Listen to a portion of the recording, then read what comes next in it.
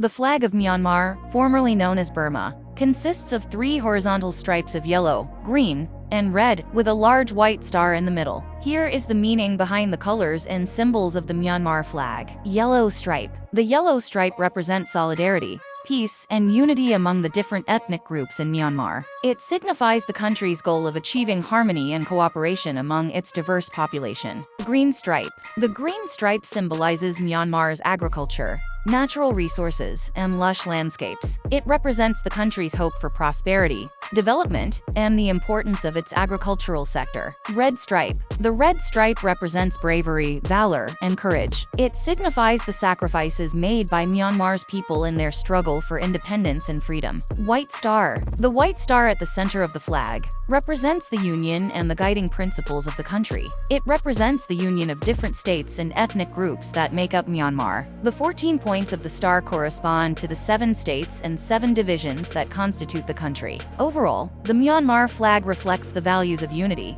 peace, development, and the aspiration for freedom and independence.